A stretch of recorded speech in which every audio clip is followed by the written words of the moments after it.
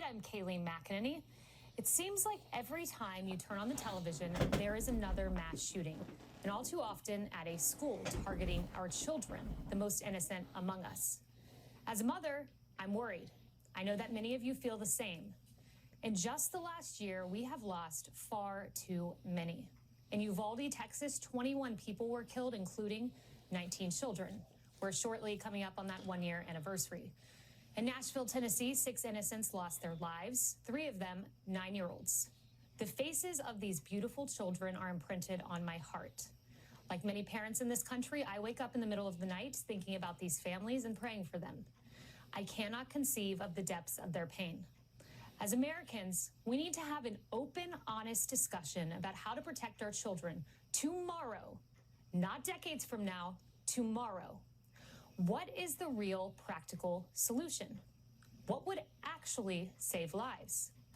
Republican talk of mental health has merit, but how do you fix this legislatively? It's hard to think about. It seems nearly impossible to fix the human heart or the human mind from the halls of Congress. And as for the drumbeat for gun control, let's say, just in theory, that you abolish the Second Amendment and ban guns entirely. That would fix precisely nothing. There are currently more than 390 million guns in this country, and even if you did try to confiscate them, all you would succeed in doing is creating a black market for criminals and rob the innocent of self-protection. The November 2015 terrorist attacks in Paris, for example, left 130 dead and injured more than 400. Get this, that attack in France was waged with so-called military-grade weapons that were illegal under French law. And that is not the only example.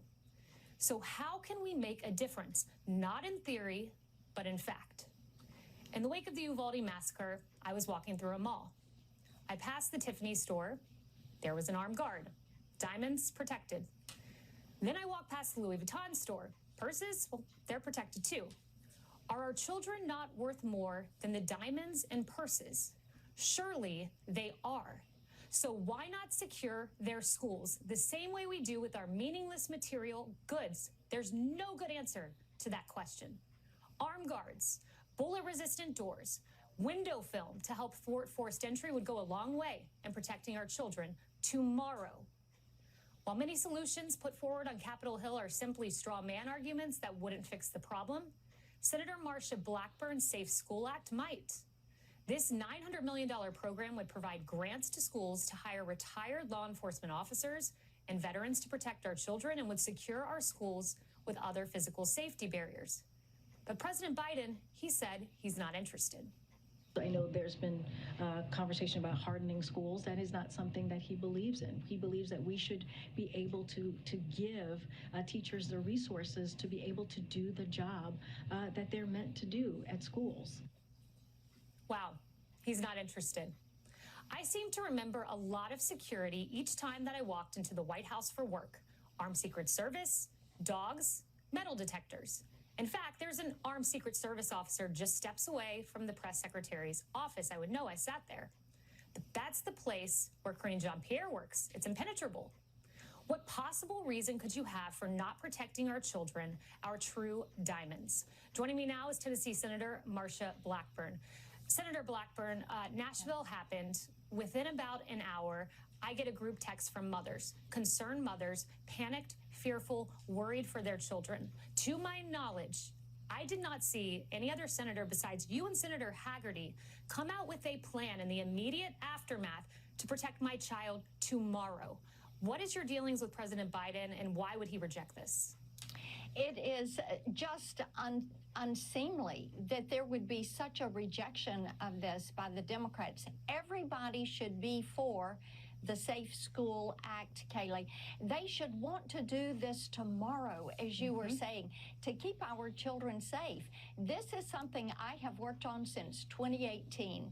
Tried to get it passed then, tried to get it passed last year after the Uvalde shootings. But to have this grant pool and to allow local school systems and local law enforcement to work together to bring in veterans and retired law enforcement to serve as a security officer at a school. They know how to use weapons. They know how to de-escalate situations. I've talked to a lot of them. They like this idea. They are grandparents, like we are, my course. husband and I are grandparents, and they want to be there to help protect children.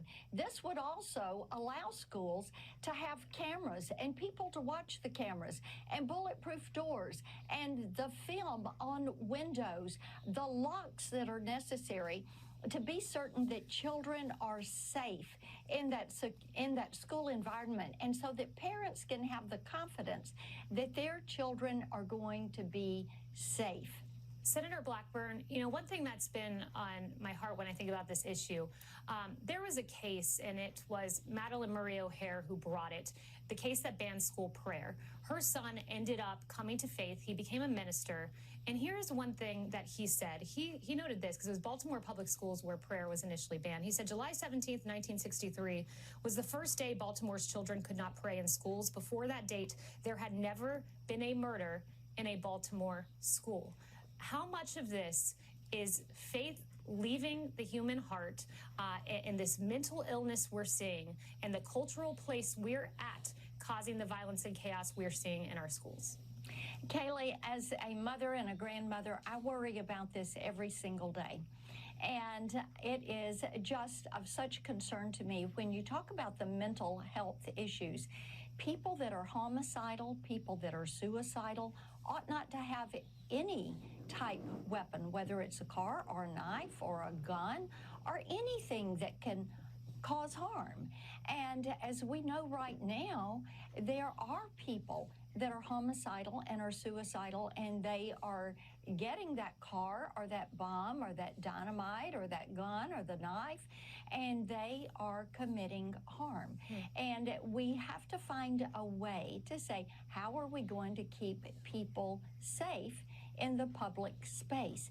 And a great starting part is the Safe Schools Act. And for the Democrats to be against this is something that I cannot imagine why anybody would oppose the Safe School Act and keeping children safe. I can't either. You know, 10 seconds here. Senator Blackburn